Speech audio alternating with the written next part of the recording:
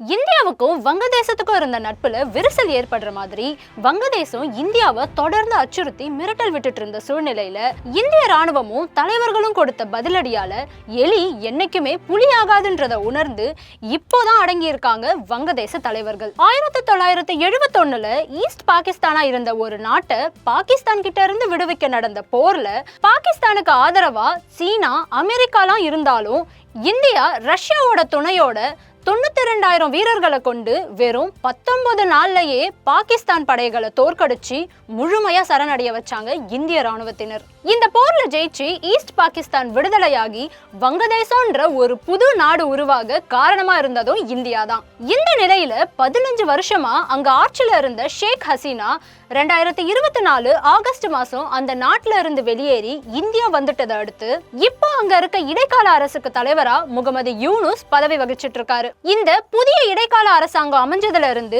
இந்தியாவை வெறுக்கிற விதமா பல வகையில வங்கதேசம் நிரூபிச்சுட்டு வந்தாங்க. இந்தியாவோட எதிரி நாடான பாகிஸ்தான், சீனா கூட சேர்ந்து செயல்படுறதுல வங்கதேசம் ஆர்வம் காட்டிட்டு இருந்தாங்க. 2024ல ஒரு வீடியோ வெளியாகி இருந்துச்சு. அந்த வீடியோல வங்கதேச முன்னாள் ராணுவ அதிகாரி ஒருத்தர் ஏற்கனவே 5100 பேர் அடங்கிய எங்க ராணுவத்துல மேலும் 20 லட்சம் ஜமாஸ் இஸ்லாமிய தொண்டர்கள் இணைய போறதாகவும், நாங்க நினைச்சா நாளே நாள்ல இந்தியாவில இருக்க அஸ்ஸாம், ஒடிசா போன்ற இடங்களை புடிச்சு காட்டுவோம்னு இந்தியாவுக்கு சவால் விடுற மாதிரி பேசி இருந்தாரு. இந்த வீடியோ பெரிய பரபரப்பை ஏற்படுத்தி இருந்துச்சு.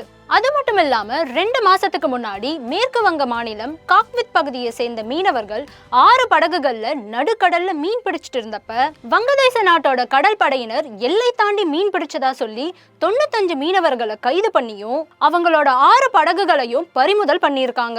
ஏற்கனவே இருந்த பரபரப்பான சூழ்நிலையில இந்த சம்பவம் இந்தியா வங்கதேசத்துக்கு இடையேயான நட்பை மேலும் மோசமடைய வச்சுது. மீனவர்கள் கைதான விஷயத்துக்கு மேற்கு வங்க முதல்வரான மம்தா பானர்ஜி மத்திய அரசுக்கு கடிதம் எழுதினாங்க. இதை தொடர்ந்து மத்திய அரசு சார்பில் மீனவர்களை விடுவிக்கணும்னு வங்கதேசத்துக்கு அழுத்தம் கொடுக்கப்பட்டுச்சு. இந்த அழுத்தத்தை தொடர்ந்து வங்கதேசத்தோட பொது பாதுகாப்பு பிரிவின் துணை செயலாளர் லுட்ஃபுன் நஹர் அறிவிப்பு ஒண்ணு வெளியிட்டிருந்தாரு. அதுல முகமது யூனுஸ் தலைமையிலான இடைக்கால அரசு 95 மீனவர்களையும் விடுதலை செய்யவும் 6 படகுகளும் விடுவிக்கப்பட உள்ளது. அது மட்டும் இல்லாம அவங்க மேல பதிவு செய்யப்பட்ட கடல் மீன்பிடி சட்டம் 2020 கீழே எல்லா வழக்குகளையும் கைவிட முடிவெடுத்து இருக்கோம்னு குறிப்பிட்டிருந்தாரு. 1972லயே நட்பு, ஒத்துழைப்பு மற்றும் அமைதிக்கான இந்திய வங்காளதேச ஒப்பந்தம் மார்ச் 19ஆம் தேதி போடப்பட்டுச்சு. தெற்காசியாவில இந்தியாவோட மிகப்பெரிய வர்த்தக பங்காளியா வங்கதேசம் இருக்கு. அது மட்டும் இல்லாம ஆசியாவில பங்களாதேஷோட 2வது பெரிய வர்த்தக பங்காளியா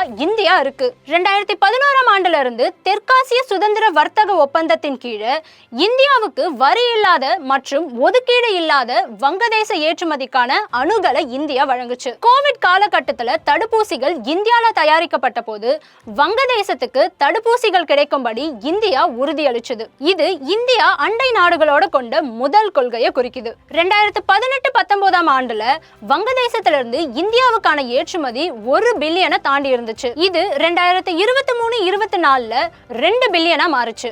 2023-24 நிதியாண்டுல இந்தியா வங்கதேச இடையேயான மொத்த இருதரப்பு வர்த்தகம் 14 பில்லியன் அமெரிக்க டாலரா இருந்திருக்கு.